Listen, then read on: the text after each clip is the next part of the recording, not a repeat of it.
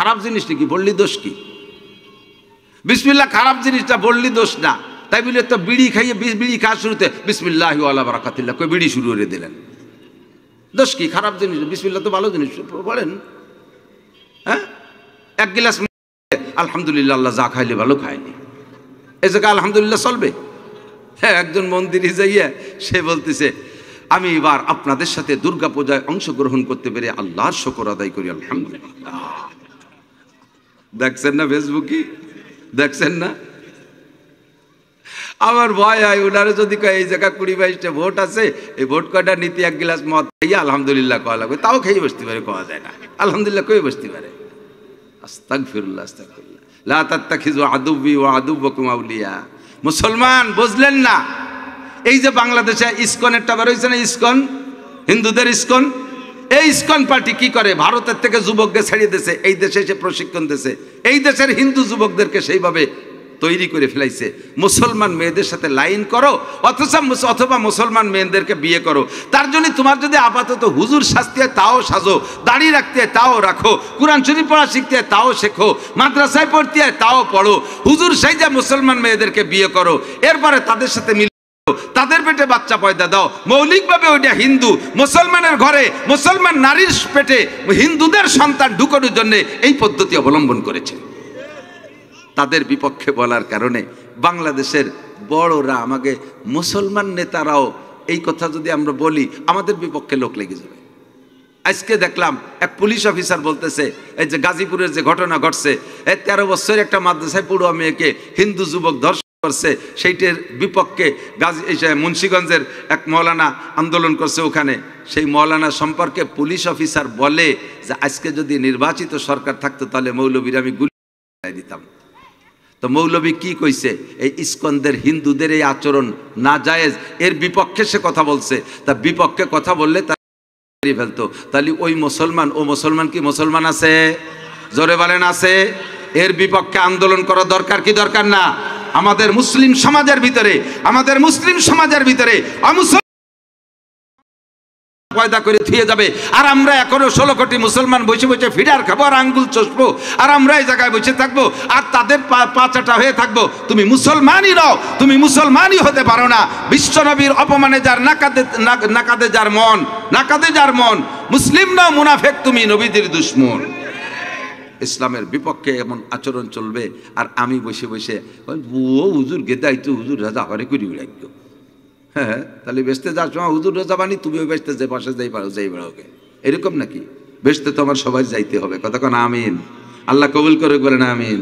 কথা এসে গেছে বলে গেলাম। আউযু বিল্লাহি সামিউল আলিম মিনাশ শাইতানির রাজিম 3 বার পড়েই সূরা হাসরের শেষ 3 আয়াত।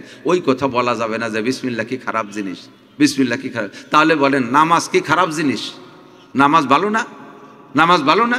তা মাগরিবের সময় 3 রাকাত বেজোড় না পড়ি আর 1 রাকাত পড়ে 4 রাকাত বানাই দিই, ভালো জিনিস, মিলেই ফেলি, হবে? কে হবে না? নামাজ তো ভালো জিনিস, পড়িয়ে দিছি, অসুবিধা কি? রমজান মাসে রোজা রাখছি, ভালো জিনিস, রোজা ভালো না? নফল রোজাও ভালো, খুব দামি, নফল রোজাও ভালো। তাই বলে ঈদের দিন রোজা রাখলি বেড়া, সে রোজা কি রোজা হবে? কে হবে না? কাজে ভালো জিনিস আমি রাখছি। ঈদের দিন সেহরিতে শেষ রাত্রি খাইয়া সারাদিন রোজা রইয়ে ইফতারির সময় যদি ইফতার নিয়ে বসে আর আল্লাহ দেখো আজকে তোমার বান্দারা কি খাওয়া খাইছে, জম্মের খাওয়া খাইছে, আশের মতো গেলছে গরুর গোশ, আমি আজকেও রোজা, আমি আজকে দিনেও সাধনা করছি, রোজা রাখছি, আমি কিছু খাই নেই। কও আল্লাহ আমারে কি দিবা? আল্লাহ কয় তোরে জুতো দিয়ে 2 বাড়ি দেব। শয়তান। আইয়ামু জিয়াফাতিল্লাহ, এদিন আল্লাহ আমার মেহমানদারির দিন। বিয়ের দিন যদি জামাই না খাইয়ে বসে থাকে, খানসা ভরা খাবার আইছে, সবাই খাচ্ছে ঝাড়িয়ে কেটে, জামাই মুখ বন্ধ ধরে বসে রয়েছে। শ্বশুর কয় কি বাবা কম হয়েছে নি, খাও না? কয় না আমি হলো রোজা। বিয়ের দিন জামাই রোজা থাকলে শ্বশুর খুশি হবে? তো আল্লাহর মেহমানদারির দিন, ঈদের দিন তুমি রোজা থাকলে আল্লাহ এরকম খুশি হয় না। তাহলে রোজার মতো ভালো ইবাদত অনিয়মে রাখলে তা ইবাদত হয় না। কতক্ষণ সূরা আল্লাহ। والصلاة والسلام على من لا نبي بعده أما بعد فأعوذ بالله من الشيطان الرجيم بسم الله الرحمن الرحيم الله لا إله إلا هو الحي القيوم لا تأخذه سنة ولا نوم له ما في السماوات وما في الأرض من ذا الذي يشفع عنده إلا بإذنه يعلم ما بين أيديهم وما خلفهم ولا يحيطون بشيء من علمه إلا بما شاء وسع كرسيه السماوات والأرض ولا يؤوده حفظهما وهو العلي العظيم صدق الله مولانا العظيم سبحانك لا علم لنا إلا ما علمتنا إنك أنت العليم الحكيم رب اشرح لي صدري ويسر لي أمري واحلل عقدة من لساني يفقه قولي رب زدني علما اللهم أرنا الحق حقا وارزقنا اتباعه وأرنا الباطل باطلا وارزقنا اجتنابه সকলে বলি আমিন। এ পাশে বাচ্চা কাচ্চারা খুব চিল্লে চলে বাতাস আমার এই গায়ে লাগানো বলছি নিচে তো ছোট ফ্যান হলি সবাই লাগতো গায়ে বাতাস লাগলে গলা বসে যায় নিচেই লাগলে সব জায়গায় ঠান্ডা লাগে। আমরা একটু দুরূদ শরীফ পড়ি আল্লাহুম্মা সাল্লি আলা মুহাম্মাদিন ওয়া আলা আলি মুহাম্মাদ কামা সাল্লাইতা আলা ইব্রাহিম ওয়া আলা আলি ইব্রাহিম ইন্নাকা হামিদুম মাজিদ اللهم بارك على محمد وعلى آل محمد كما باركت على إبراهيم وعلى آل إبراهيم إنك حميد مجيد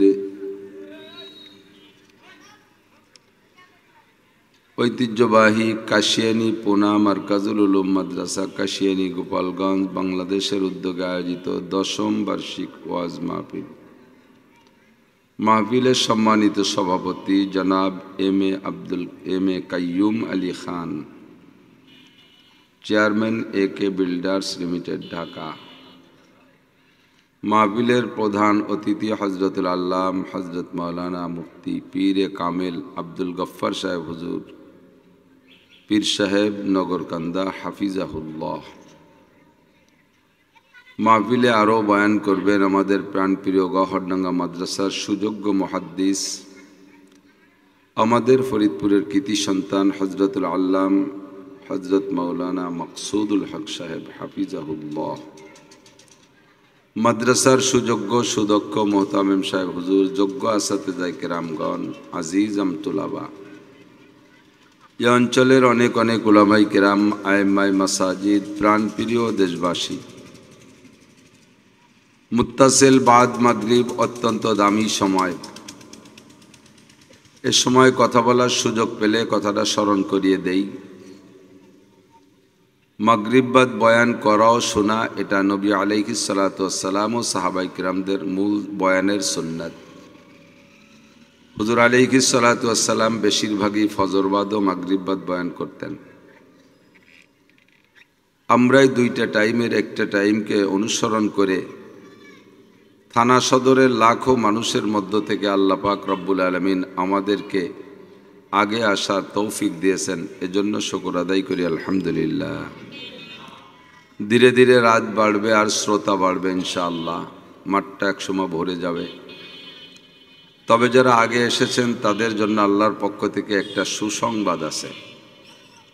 আল্লাহ পাক বলেন, আস-সাবিকুন আস-সাবিকুন উলাইকাল মুকাররাবুন। প্রতিটা ভালো কাজে যারা অগ্রগামী তারা আল্লাহ পাক রব্বুল আলামিনের অতি নৈকট্যপ্রাপ্ত বান্দা। মাহফিল অবশ্যই ভালো কাজ। এখানে আমর বিল মারুফ আর নাহি আনিল মুনকারের আলোচনা হবে। যেই দুইটা কাজের কারণে আল্লাহ পাক আপনাদেরকে একটা উপাধি দিয়েছেন, কুনতুম খয়রা উম্মাতিন। আদম আলাইহিস সালাতু ওয়াস সালাম থেকে নিয়ে ঈসা আলাইহিস সালাতু ওয়াস সালাম পর্যন্ত 2.5-3 লক্ষ নবী রাসূল চলে গেছেন। কমবেশ সব নবীরই কিছু কিছু উম্মত ছিল। তো কোন নবীর উম্মতকে আল্লাহ তাআলা কুনতুম খয়রা উম্মত বলে নাই। আমাদেরকে আল্লাহ তাআলা বলেছেন কুনতুম খয়রা উম্মাতিন, তোমরা সবচেয়ে ভালো উম্মত। আল্লাহ তাআলা যদি আমাদেরকে ভালো বলেন তাহলে দুনিয়ার কেউ আমাদের খারাপ বললে কিচ্ছু আসে যায় না। তো আমাদেরকে আল্লাহ পাক খয়রা উম্মত, শ্রেষ্ঠ উম্মত বলে বললেন, এজন্য আমরা একটু শুকর আদায় করি আলহামদুলিল্লাহ। তো শ্রেষ্ঠ উম্মত হওয়ার জন্য কাজও শ্রেষ্ঠ করা লাগবে। সারা দুনিয়ার সমস্ত মুসলমান, সারা দুনিয়ার সমস্ত ওলি, সারা দুনিয়ার সমস্ত ইমাম, মুয়াজ্জিন, পীর, মাশায়েখ সবাইকে এবং সকলের ইমানকে এক পাল্লায় রাখলে, সকলকে মিলেয়া এক পাল্লায় রাখলে, দাড়িপাল্লার আর এক পাল্লায় যদি একজন নবীকে রাখা হয়, যে কোনো একজন নবীকে, নবীর পাল্লা ভারী হয়ে যাবে। একজনে এত ওজন, গায়ের ওজন সবসময় ওজন হিসেবে হিসাব হয় না। ওজনের হিসাব বেশ কম অনেক কিছু দিয়েই করা যায়, সময় নাই সেদিক বলবো না। তো নবী আম্বিয়া আলাইহিমুস সালাতু ওয়াস সালামদের শান ও মান ও দাম এত বেশি কেন? কোন নবী জারি যাত্রা, করসা, গাজীর গান, গুণযাত্রা গাইয়ে বেড়াতেন না। কোন নবী ব্যারাক, অ্যাডামস, কারিতাস, বিআরডিবি, স্বনির্ভর, জাগরণী চক্র, আশা, প্রশিক্ষা, গ্রামীণ ব্যাংকের লিডারই করে নাই। আমাকে এই দেশে বর্তমানে চলমান যে নোংরা আর পচা রাজনীতি, এগুলো করেন নাই। এ করে নবীরা দামি হয়েছেন তা না। নবীরা মাত্র 2টা কাজ করে দামি হয়েছে। কয়টা কাজ? একটু মস্ক করি। 2টা কাজ। কি কাজ? কয়টা কাজ? 2টা কাজ। নবীদের যে কাজ 2টা হলো আমর বিল মারুফ, নাহি আনিল মুনকার। সৎ কাজের আদেশ দেওয়া আর অসৎ কাজের নিষেধ করা। যে সময় যে নবী চলে গেছেন ওই সময়কার নবীদের দায়িত্ব ছিল যে এই কাজ দুটো তোমরা করবা, উম্মতের উপরে এই দায়িত্ব ছিল না। নবীরাই সৎ কাজের আদেশ দেবে আর অসৎ কাজের নিষেধ করবে, আর উম্মতে শুধু কথার পর আমল করবে। উম্মতের জিম্মাদারিতে এটা ছিল না। তাহলে একজন নবী সারা দুনিয়া জুড়ে এভাবে দাওয়াত দিয়ে বেড়াবে কিভাবে? তো বলা হয় আল্লাহ তাআলা এক একজন রসুলের অধীনে এক একটা আসমানি কিতাবের ছায়ায় অনেক অনেক নবী একসময় পাঠিয়েছেন। গ্রামে গ্রামে নবী, পাড়ায় পাড়ায় নবী, কওমে কওমে নবী, যেমন এখন উলামায়ে কিরাম। তো আম্বিয়া আলাইহিমুস সালাম সৎ কাজের আদেশ আর অসৎ কাজের নিষেধের কারণে দামি হয়েছে।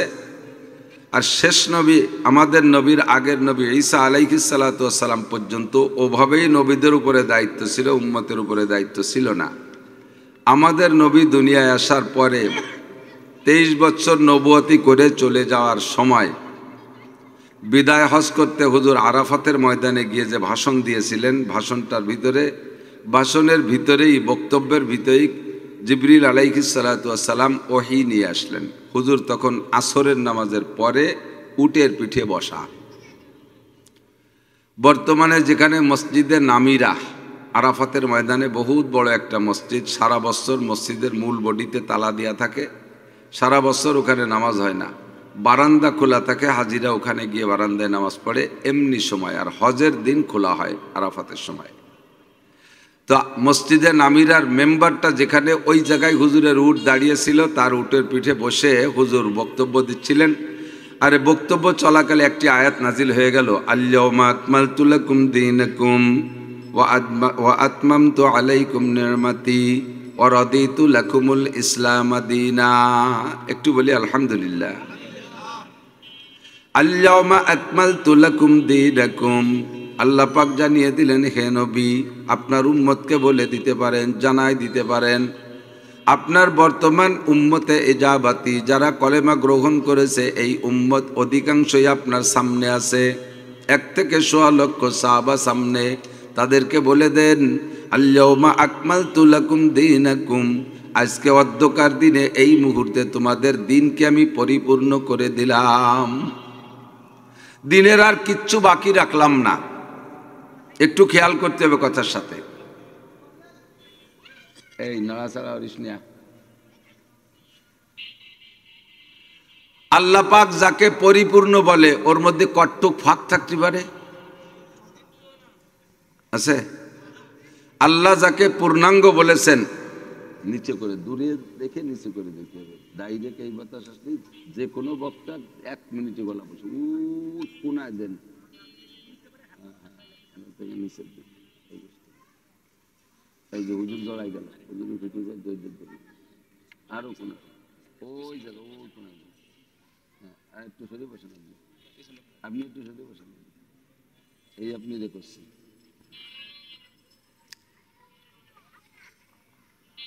আল্লাহ যেটাকে পূর্ণাঙ্গ বলেছেন সে জায়গা আর কোনো কিছু বাকি থাকে না যে সেইটুক দিয়ে আমি পূরণ করব, ঠিক না? আল্লাহ যাকে পূর্ণাঙ্গ বলেছেন সে জায়গাও আর একটা দিকও আছে, আরবিতে বলে জামে ও মানে। জামে মানে কিছু বাকি নাই, সব তার মধ্যে আছে। আর মানের তর্জমা হলো বাহিরের থেকে কিছু ঢোকারও সুযোগ নাই, ওখানে যতটুক দরকার ততটুকুই আছে, ঠিক না? ওয়া আতমামতু আলাইকুম নি'মাতি, আমি তোমাদের জন্য একটা নিয়ামত বরাদ্দ করেছিলাম, ওটাও পূর্ণ করে দিলাম। একটু বলি সুবহানাল্লাহ।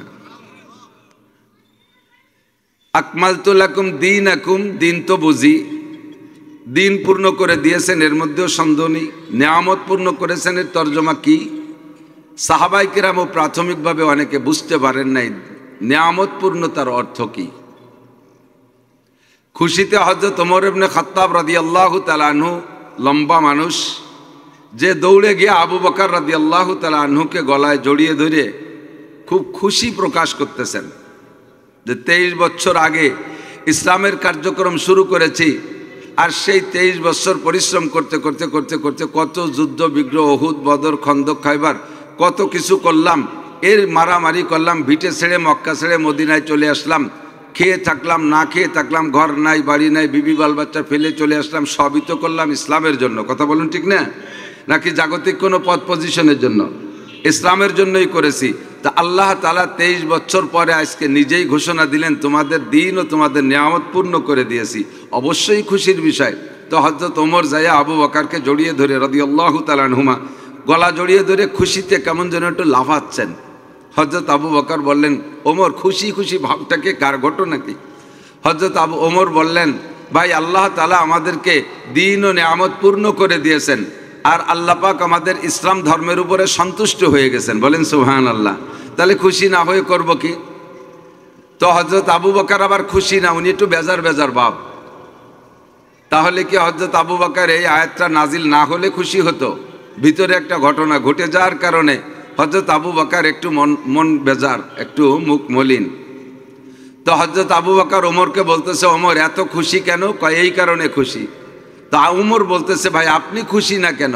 তো হযরত আবু বকর বলতেছে, ওমর যদিও আল্লাহ পাক রব্বুল আলামিন দিনকে পূর্ণ করার ঘোষণা দিয়ে থাকেন, নিয়ামতকে পূর্ণ করার ঘোষণা দিয়ে থাকেন, ইসলাম ধর্মের উপরে আল্লাহ সন্তুষ্টির ঘোষণা দিয়ে থাকেন, এর ফাঁকে আমি একটা জিনিস আলাদা করে বুঝতেছি। কি বুঝতেছেন? আপনি আবার নতুন কি বুঝলেন? কয় যে আমি বুঝতেছি যে দিন তো দিন, আর নিয়ামত হলো মুহাম্মদুর রাসূলুল্লাহ সাল্লাল্লাহু আলাইহি ওয়াসাল্লাম, আমা আরসালনাকা ইল্লা রাহমাতাল লিল আলামিন, আপনাকে পাঠিয়েছি গোটা মানব জাতির জন্য রহমত হিসেবে। আর আল্লাহর রহমত সম্পূর্ণই নিয়ামত, আর সেই রহমত আর নিয়ামত পূর্ণ হয়ে গেছে বলে আল্লাহ বললেন। আমার তো মনে হচ্ছে এই আয়াতের ভিতরে আল্লাহ তাআলা নবী আলাইহিস সালাতু ওয়াস সালামের হায়াত শেষ হয়ে গেছে এই সিগন্যাল দিয়ে দিয়েছে।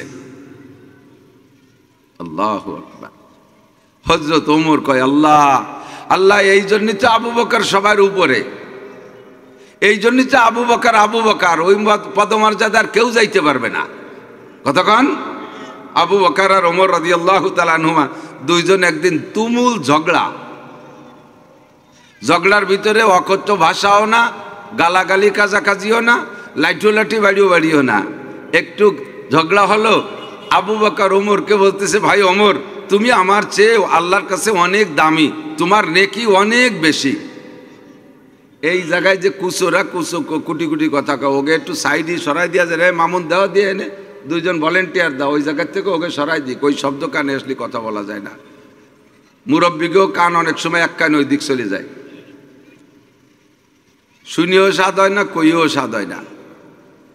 তো হযরত আবু বকর ওমরকে বলতেছে, ভাই ওমর, আপনার নেকি আমার চেয়ে অনেক বেশি, আপনার নেকি আমার চেয়ে অনেক বেশি। হযরত ওমর কয়, ভাইজান যা কন আর না কন এই কইয়েন না, আপনি আর আমি কি কন হিসেব নিকেশ কিভাবে মিলেছেন? তো হযরত আবু বকর বললেন, আমি নবী আলাইহিস সালামের কাছে কোরআন শরীফের একটা আয়াত শুনেছি, আমি দলিল দিয়ে যদি বলতে পারি তুমি মানবা? কারণ তা তো মানাই লাগবে, এমনি আপনার কথা মানি, তারপরে এই কথাটার জন্য কেমন কেমন লাগতেছে। তো কয় দলিল কি? কোরআন শরীফে আছে, আল্লাহ পাক বলেন, ইযআফ লাহুল আযাবু ইয়াউমাল কিয়ামাতি ওয়া ইয়াখলুদ ফীহি মুহানা ইল্লা মান তাবা ওয়া আমানা ওয়া আমিলা আমালান সালিহা ফাউলাইকা ইউবাদদিলুল্লাহু সাইয়্যাতিহিম হাসানাত ওয়া কানাল্লাহু গফুরুর রহিমা। বলো তো ওমর, আয়াতের তরজমা কি?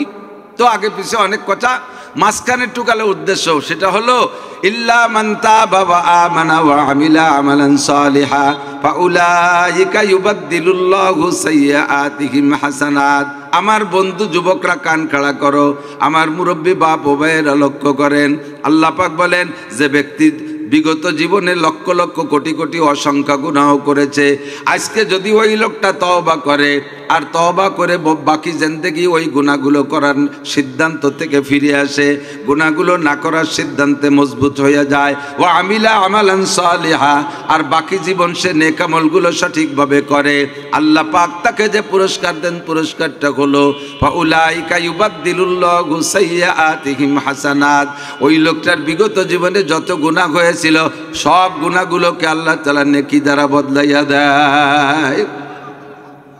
এই দলিলে ওমর, তুমি একসময় কাফের ছিলে, আমিও একসময় কাফের ছিলাম, বাপসা চাকের সাথে মুরব্বীদের সাথে ওই মূর্তি টুর্তি পুজো উঠতি, বৈশাখী মেলা টেলা আকাম কোকামে কম যায়নি। তো সে সময়ও তুমি আমার চাইতে বেশি লিডার ছিলে, তো আকাম তুমি একটু বেশিই করছো, তোমার সমান গুনাহ আমি ওই কালেও তাই করি নাই। তো তুমি অনেক গুনাহ বেশি করছিলে সেই সময়, তওবা করার সাথে সাথে সেই বেশি গুনাহগুলো বেশি নেকি হয়ে গেছে। এই দিক দিয়ে তুমি খানিক দূরে আগে চলে গেছো না, আমার তো সেইটুকু যাইতে একটু সময় লেগে যাবে, আমি তো ওই পরিমাণ আকাম আর করবো না, আর তওবা করে বদলাইয়া তা নেকি বানানোর সুযোগ নাই। তুমি সহজে এক বস্তা নেকি পেয়ে গেছো এই কারণে, আর এরপরে তওবা করার পরে তো কোনো গুনাহ করো নাই, নেকামলি করতেছো, তা সেই দিক দিয়ে তুমি কতখানি কাগজ দিচ্ছো না, তাই তোমার নেকি আমার চেয়ে বেশি। আমাদের স্বভাব কি, আরে ও তবলিগে 3 চিল্লে দিয়ে দিলি কি হবে, তো 1 নম্বর বদমাইশ।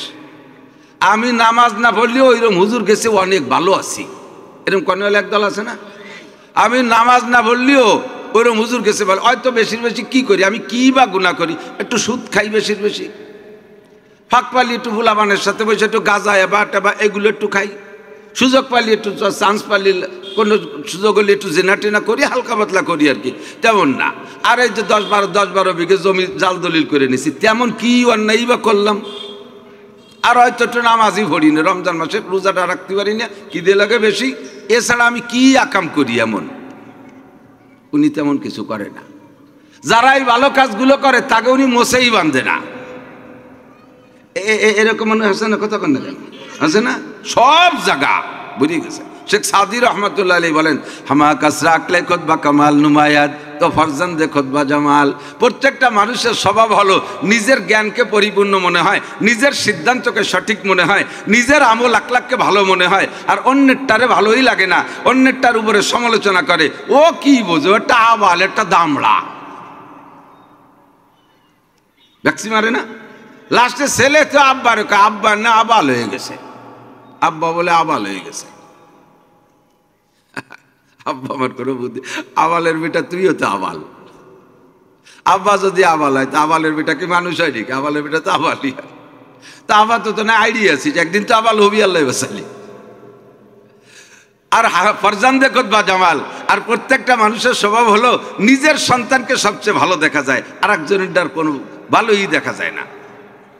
তো এইটা হলো আমাদের স্বভাব। আর সাহাবায়ে কিরামদের স্বভাব, ওমরের নেকি বেশি। তো হযরত আবু বকর বললেন তোমার সাথে, হযরত ওমর বললেন আপনি তো দলিল দিয়েছেন, এ জায়গাতে আর আমার ঝগড়া ফাসাদ করার কিছু নাই, যেহেতু আল্লাহ নিজেই বলে দিয়েছেন, তাহলে আয়াত হিসেবে আমি শুকর আদায় করি যে হ্যাঁ আলহামদুলিল্লাহ, আল্লাহ আমার গুনাহগুলো নেকি বানাই দিচ্ছেন, আলহামদুলিল্লাহ। তবে আজকে যেহেতু আপনি আমার নেকি বেশি দেখতেছেন আর আপনার খারাপ ঠেকতেছে না ভালো ঠেকতেছে তা জানি না, তাহলে পাল্টাই ফেলি নেকি, আপনার সারা জীবনের নেকি আমারে দেবেন আর আমারটুকু আপনারে দেবো। তো হযরত আবু বকর বললেন সারা জীবনে কার কত হয়েছে তা তো বুঝতে পারতেছি, কীভাবে পাল্টাবো। লাস্টে ওমর কয় থাকতে অত চিন্তার দরকার নেই, আপনার এক রাত্রের নেকি দেবেন আর আমার গোটা জিন্দেগি বদলে টদলে যা হয়েছে আর পরে যা ইনকাম করছি সব দিয়ে দেবো। দেবেন নাকি কন? কয় রাতটা কোনটা?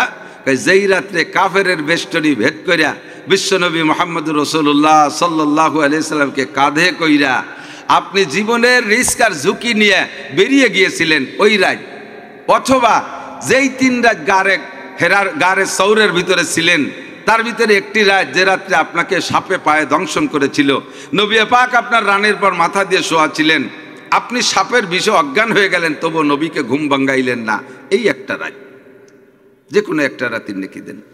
তো হযরত আবু বকর বললেন ওমর আমি যাও শুনিয়ে নেই হুজুরি কাছে, ওই রাত্রে আমার কি পরিমাণ নেকি হয়েছে, আমি না শুনে পাল্টায় সাহায্য ঠেকে যাই।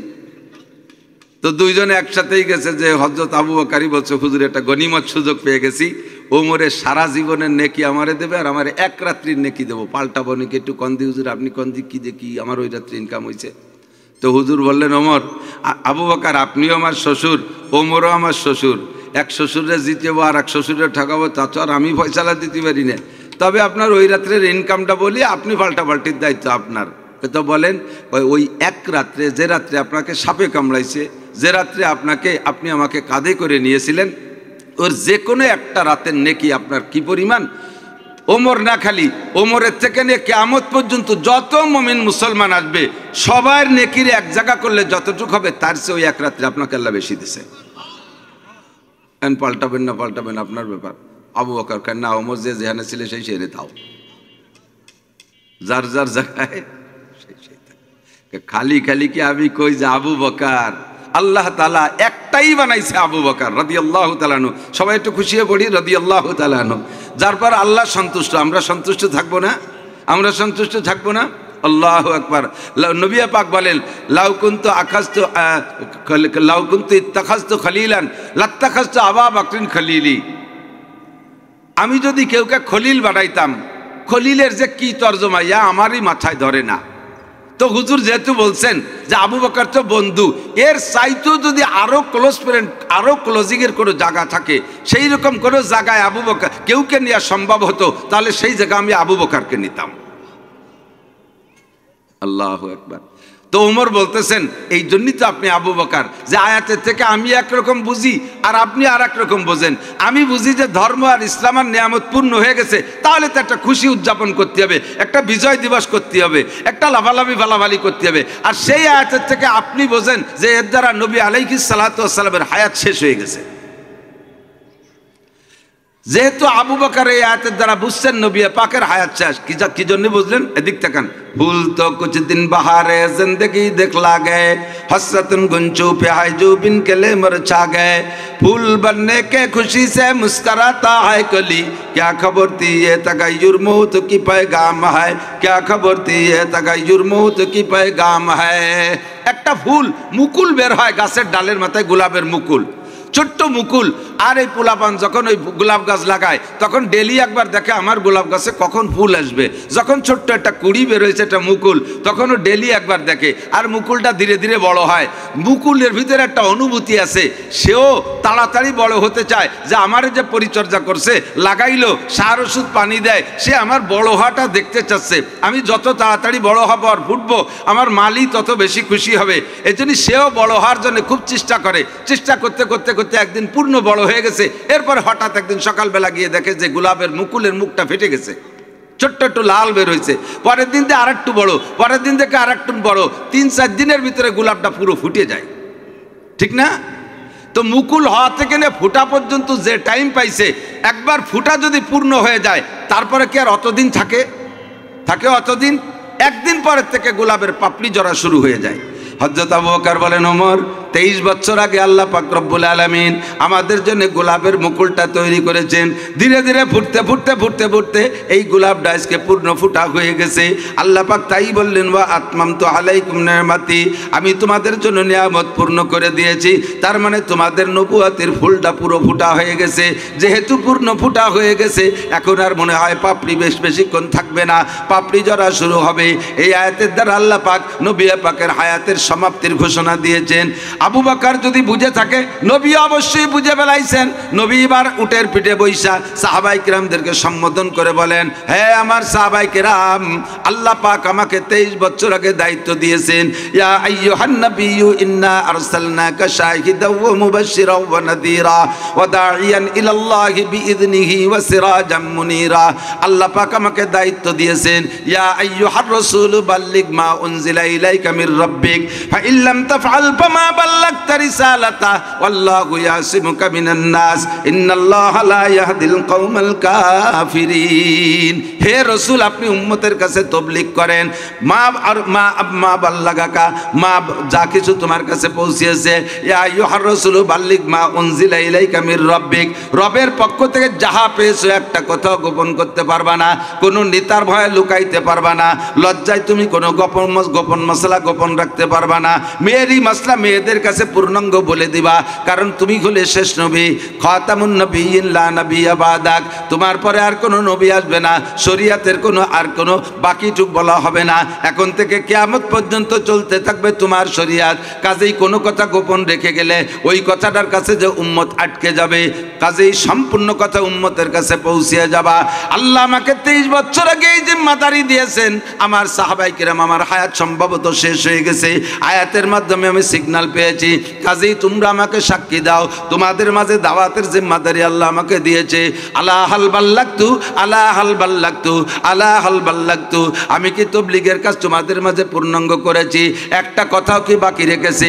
আরে পেশাব করতে যাবা কিভাবে, পায়খানায় যাবা কিভাবে, ডিলা ব্যবহার করবা কিভাবে, পায়খানার ডিলা কিভাবে, পেশাবের ডিলা কিভাবে, স্ত্রীর কাছে যাবা কিভাবে, আরে লুকমা মুখে দিবা কিভাবে, রাত্রে শুইবা কিভাবে, ঘুমাইবা কিভাবে, নখ কাটবা কয়দিন পরে, লোম কাটবা কয়দিন পরে, দাড়ি মোছের পরিবেশ কি হবে, চুলের অবস্থা কেমন হবে, পোশাকটা কেমন হবে, কথা বলেন? একটাও কি আমি বাকি রেখেছি? হযরত আব্দুল্লাহ ইবনে সালাম রাদিয়াল্লাহু তাআলা আনহু বলেন, আন-নাবিয়্যু মিসলুল ওয়ালিদি ওয়ালাদিহি, সন্তানের জন্য আব্বা যেমন উস্তাদ হয়, সন্তানের জন্য আব্বা মার চাইতে ভালো উস্তাদ জগতে কেউ হয় না। আব্বা মা হলেন সর্বপ্রথম উস্তাদ। আব্বা মা সন্তানকে কলেমা শিখাবে, আব্বা মা সন্তানরে আব্বা বলা শিখায়, আব্বা মা সন্তানরে ভাষা শিখায়। কয় নবী সন্তানের জন্য আব্বা মা যেমন, আন-নাবিয়্যু মিসলুল ওয়ালিদি, নবীরা হলেন উম্মতের জন্য আব্বার মতো, উম্মতের জন্য আব্বার মতো সব কিছু প্রশিক্ষণ দেয়। হুজুর বলেন, আলা হাল বাল্লাগতু, আলা হাল বাল্লাগতু, আমি কি সব কথা তোমাদের মাঝে পৌঁছিয়েছি? তোমরা যদি স্বীকৃতি দাও তাহলে আমার উপায় আছে, আর তোমরা যদি বলো যে না হুজুর কিছু বাকি রেখে গেছেন, তাহলে আমি অ্যারেস্ট হয়ে যাব। বলো তোমরা কি বলো? সাহাবায়ে কিরাম বললেন, একসাথে 100 লক্ষ সাহাবা বলে উঠলেন, ক্বালু বালা। আমি আপনাদের কাছে জিজ্ঞাসা করতে চাই, আমার নবী কি শরীয়তের সব আমাদের জন্য রেখে গেছেন? বলবেন না আপনারা? কোনটা বাকি রাখছে? আমরা জি বলবার, আরবিতে বলে বালা, আরবিতে বলে বালা, বাংলায় বলে জি। আমাদের জন্য নবী কিছু বাকি রেখে যান নাই, পরিপূর্ণ রেখে গেছেন। 3 বার তারাও সাক্ষী দিয়েছেন। এবার নবী পাক বলেন, উম্মত রে, আমি চলে যাচ্ছি, আমি বেশি দিন থাকবো না, আমার হায়াত সম্ভবত শেষ হয়ে গেছে, তোমরা পথভ্রষ্ট হবে না। তোমাদের জন্য 2টা জিনিস রেখে গেলাম, তোমাদের জন্য কোনো পীর রেখে গেলাম না, তোমাদের জন্য কোনো ইমাম রেখে গেলাম না, তোমাদের জন্য কোনো রাজনৈতিক নেতা রেখে গেলাম না। তারাকতু ফীকুম আমরাইন, তোমাদের জন্য 2টা জিনিস রেখে গেলাম। লান তাদিল্লু, তোমরা গুমরাহ হবে না, পথভ্রষ্ট হবে না। তোমরা যতদিন পর্যন্ত 2টা জিনিসকে ধরে রাখতে পারবা, একটা হলো কিতাব আল্লাহ, একটা হলো কিতাব আল্লাহ। একটু জোরেন কিতাব আল্লাহ, বলবেন না কিতাব আল্লাহ? আল্লাহর কিতাব, নাম তার কি? কোরআনে কারিম। বলেন নাম তার কি? কোরআনে কারিম। এইটা তোমাদের সামনে থাকবে। 2 নম্বরে ওয়া সুন্নাতি, আমি নবীর হাদিস আর সুন্নাত। কোন পীর সাহেব যদি পীর হয়ে আসে তোমাদের কাছে নতুন কিছু বলার জন্য, দেখবা পীরের কথার মধ্যে কোরআন আর হাদিস আছে নাকি। যদি পীরের কথার ভিতরে কোরআন হাদিসের বিরোধ থাকে, ও সারা পৃথিবী জোড়া পীর হইলেও পরিত্যক্ত। কথা বলুন ঠিক কি না? তাকে আমরা খাইতাম না। যদি কোনো নেতা আমার সামনে রাজনীতি নিয়ে আসে, আর রাজনীতি যদি আমার কোরআন সুন্নাহর বিরোধ হয়ে যায়, তাহলে তার রাজনীতি আমি খাইতাম না। কথা বলুন ঠিক কি না? যদি কেউ নিজেকে আহলে হাদিস দাবি করে, আমি দেখবো তার এ টু জেড হাদিসের সাথে মিল আছে কিনা। যদি হাদিসের সাথে শুধু মিল থাকে অথচ কোরআনের সাথে মিল নাই, তাহলে তার ওই আহলে হাদিস দাবিকে আমি খাইতাম না। যদি কেউ আহলে কোরআন দাবি করে, আমি আহলে কোরআন, তাহলে দেখবো তার সাথে সে কি শুধু কোরআনই মানে হাদিসকে, হাদিসের কথা বলে কি বলে না। যদি শুধু কোরআন বলে হাদিস বলে না, সে যতই ভালো কথা কোরআন থেকে বলুক, আমি খাইতাম না। নবী আমারে দলিল শিখিয়ে দিয়ে গেছে 2টা। জোরে বলেন কয়টা? লান তাদিল্লু মা তামাসসাকতুম বিহিমা কিতাবাল্লাহ। 1 নম্বরে আল্লাহর কিতাব, 1 নম্বরে আল্লাহর নবী পাক বলেন মান জালাল কুরআনা আমামাহু। আরে যে ব্যক্তি জীবনের সামনে রাখবে কোরআনকে, কোরআন দিয়ে ব্যক্তিগত জীবন গড়বে, কোরআন দিয়ে পারিবারিক জীবন গড়বে, কোরআন দিয়ে অর্থনীতি গড়বে, কোরআন দিয়ে সমাজনীতি করবে, কোরআন দিয়ে রাজনীতি করবে, কোরআন দিয়ে আন্তর্জাতিক নীতি করবে। 6টা জীবনে যে ব্যক্তি কোরআনকে সামনে রাখে, হাসরের মাঠে কোরআনকে আল্লাহ তাআলা একটা মানুষের মতো বডি বানায় ছেড়ে দেবে। ময়দানে মাহশারে আপনাকে জান্নাতের দিকে রাহবারি করার জন্য ওই কোরআন আপনার সামনে চলে আসবে। কাদাহু ইলাল জান্নাহ। কোরআনে বলবে, ও ভাই, তুমি আমাকে দুনিয়ায় সামনে রেখেছিলে, আসো আমি তোমার সামনে আছি। রাহবার আর পথ প্রদর্শক আর গাইড তো সামনেই থাকে। কথা বলেন? রাহবার সামনে থাকে, গাইড সামনে থাকে। কয় আমি তোমার গাইড, আমি তোমাকে এই ময়দানে মাহশার থেকে জান্নাত পর্যন্ত পৌঁছাইয়া তারপরে বিরতি নেব। এর আগে আমি বিরতি নেব না। শুধু তোমার এই কোরআন দিয়ে আমি কোরআন তোমার জান্নাতে পৌঁছে দিয়ে ফিরে আসবো তা না, আরো কাজ আছে আমার। কয় বলো তোমার কি? হে কোরআন, তোমার কাজ কি? কয় তোমাকে জান্নাতের ভিতরে বিল্ডিং দেওয়া হবে। দুনিয়ায় তুমি কোরআনে কারিম তিলাওয়াত করতে 6666 আয়াত তুমি তিলাওয়াত করেছো, জান্নাতের মধ্যে তোমার বিল্ডিং হয়ে গেছে 6666 তালা। জোরে কর না সুবহানাল্লাহ। এবার ওই বিল্ডিংয়ে লিফটও নাই, সিঁড়িও নাই। জান্নাতের বিল্ডিংয়ে উঠার জন্য লিফটও নাই, সিঁড়িও নাই। প্রথম তলাটা কোনো মতে বাইয়েছে আইটে উঠে ডুয়ে গেলাম।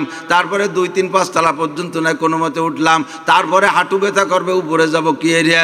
কোরআনে কয় কি এই বিল্ডিংয়ের ভিতরে লিফট আর সিঁড়ি নাই, আমি তোমার লিফট আর সিঁড়ি। তুমি যে নম্বর তালায় উঠার নিয়ত করবা, ওই নম্বর আয়াতটা পড়বা, ওই আয়াতে আইসা তোমার কোলে করে ওই জায়গায় পৌঁছাইয়া দিবে।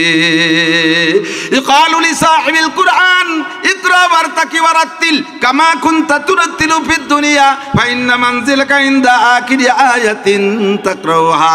পড়তে রহো, চড়তে রহো। উর্দুতে বলে পড়তে রহো, চড়তে রহো। এক একটা করে আয়াত পড়ো আর এক এক তলা দালানে চড়ো। বলেন না সুবহানাল্লাহ। ও বন্ধু, দুনিয়ার কোনো ইংরেজি নাই যে তুমি অমুক বই থেকে 5 পৃষ্ঠা ইংরেজি পড়বা আর তোমারে 5 তলা দালান দেওয়া হবে। IABM এর 5 খান বই পড়বা, তোমারে 5 তলা একটা দালান দেওয়া হবে। আরে দালান তো দূরের কথা, বেস্তের মধ্যে এখন 20 ঘর দেওয়া হবে, তাও তোমারে বলা হবে না। ওর মধ্যে বস্তির মধ্যে এখন সাবড়া দেওয়া হবে, তাও বলা হবে না। বেস্তের ভিতরে দালানে উঠতে হলে একমাত্র কোরআনের তিলাওয়াত লাগবে। ওয়ামান জালাল কুরআনা খালফা যারিহি।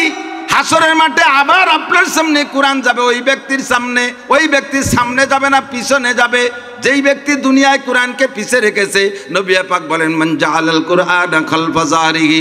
খেয়াল করে না যুবক। মান জালাল কুরআনা খালফা যারিহি, যেই কোরআনে তোমাকে অনুসরণ করলে সকল প্রকার গুমরাহির থেকে বাঁচাবে বলে আল্লাহর রাসূল বলেছেন। ওই কোরআনকে তুমি দুনিয়ায় পিছে রেখেছো না, তুমি পড়েছো না, তুমি খুলে দেখেছো না, কোরআনী সংবিধান মেনে চলেছো, বরঞ্চ কোরআনের সংবিধান সামনে আসলে ক্রিটিসাইজ করেছো, ঠাট্টা করেছো, কোরআনওয়ালাদেরকে উপহাস করেছো। ফাত্তাখাযতুমুহুম সিকরিয়ান হাত্তা আনসাকুম যিকরি, ফাত্তাখাযতুমুহুম সিকরিয়ান হাত্তা আনসাকুম যিকরি ওয়া কুনতুম মিনহুম তাদহাকুন। আল্লাহু আকবার। আল্লাহ সব বলে রাখছে, ফাত্তাখাযতুমুহুম সিকরিয়ান হাত্তা আনসাকুম যিকরি। আরে কোরআন পড়নেওয়ালারা, কোরআনওয়ালারা, নামাজি মানুষ, টুপিওয়ালা মানুষ, দাড়িওয়ালা মানুষ, জুব্বাওয়ালা মানুষ, পাগড়িওয়ালা মানুষ, তবলিগওয়ালা মানুষ, মসজিদওয়ালা মানুষ, মাদ্রাসাওয়ালা মানুষ, কোরআনওয়ালা মানুষ, হাদিসওয়ালা মানুষ, জিকিরওয়ালা মানুষ, ফিকিরওয়ালা মানুষ, আরে সরমুনায় যা মানুষ, হক্কানি পীরের দরবারে মুফতি আব্দুল গফ্ফার সাহেবের কাছে যা মানুষগুলোকে দেখা, ইত্তাখাযতুমুহুম সিকরিয়ান, তাদেরকে দেখে তুমি ঠাট্টা করতে, হুজুর হয়ে গেছে। এই ভ্যাকসিমার একদল আছে না, কলেজের ছাত্র যদি টুপি দাড়ি পাগড়ি জুব্বাওয়ালা হয়, তারে ল্যাংটা পার্টি তারে ঠাট্টা করে, তুই কি হুজুর হয়ে গেছিস ঠিকই, চোখ আক্কা বাক্কা খাইয়ে পড়ে, শয়তান তোর চোখের ভিতরে চিচে ঢালিয়ে দেবে। ফাত্তাখাযতুমুহুম সিকরিয়ান হাত্তা আনসাকুম যিকরি, তোমরা ওদেরকে ঠাট্টা করার কারণে আমার স্মরণ থেকে তুমি গাফেল হয়ে গেছো। আমারে তুমি মনে করো না বান্দা, আমারে জিকির করো না। ফাত্তাখাযতুমুহুম সিকরিয়ান হাত্তা আনসাকুম যিকরি ওয়া কুনতুম মিনহুম তাদহাকুন। নবী রাসূল আর উলামায়ে কেরামকে, দিনদার আর পরহেজগার মানুষদেরকে, নামাজি রোজাদার মানুষদেরকে, আল্লাহ ওয়ালা মানুষদেরকে দেখে তোমরা অট্ট হাসি দিতে, তাদেরকে দেখে দেখে তোমরা হাসতে। কোরআনে আপনারে খোঁটা দেবে, ক ক ক এই কথাগুলো মাওলানা নাসিরের কাছ থেকে, মুফতি আব্দুল গফ্ফার সাহেব, মাকসুদুল হক সাহেবের কাছ থেকে তোরা কি শুনিস নাই কোনো দিন দুনিয়ায় থাকতে? আলাম ইয়াতিকুম নাজির, আরে তোদের কাছে কি এই বর্ণনা দেওয়ার জন্য কোনো ভীতি প্রদর্শক উলামায়ে কেরাম কি যায় নাই? আলাম ইয়াতিকুম নাজির, তোমাদের কাছে বক্তারা যায় নাই? আল্লাহর সামনে অ্যারেস্ট হয়ে গেছেন, ধরা পড়ে গেছেন, ও জায়গাতে তার পলায় সারি যার কায়দা নেই। এ ভাষা পুলিশ এসে শুনে বাগান ছিঁড়ে দৌড়ে চলে গেলেন, বাংলাদেশের দুনিয়ার নিয়ম। কিন্তু সে জায়গা কি বলা বলির জায়গা আছে? ধরা পড়ে যাবেন, অ্যারেস্ট হয়ে যাবেন। যখন বলবে আলাম ইয়াতিকুম নাদির, তোমার কাছে কি ভীতি প্রদর্শক যায় নাই? বক্তারা, নবীরা, রসুলরা, উলামায়ে কেরাম যায় নাই? তখন আপনি অস্বীকার করতে পারবেন না, সে জায়গা ধরা পড়ে বলতেই বাধ্য হবেন। আরে ভাই, রিমান্ডে নিলে পুলিশে যারা রিমান্ডে নেয়, রিমান্ডে এই কুচগুলো, এই ফিরে যদি আসিস দেশকে দেয়, তার মাইক্রোফোন ধরে গাইতে বানিয়ে দিচ্ছে। পুলিশে রিমান্ডে নিলে যা করে নাই তাও স্বীকার করা লাগে। কতক্ষণ? বহুজন অপরাধ যেটা করে নাই, পুলিশ রিমান্ডে নিয়ে যখন ধুলাই দেয়, সাড়াশি দিয়ে সেমটি দিয়ে নকটাইনি উঠোয়, সে সময় ওরে মারে বাবারে, যা কতিক্ষণ তাই করছি। এটা হলো দুনিয়ার পুলিশের সিস্টেম আর দুনিয়ার রিমান্ড। আর ফেরেশতারা ওই জায়গা হাসরের মাঠে ফেলাইয়া আপনাকে যে অ্যারেস্ট করবে, ও জায়গার থেকে ছুটতে পারবেন না, আপনি তখন স্বীকার করতে বাধ্য হবেন। কি বলবেন জানেন?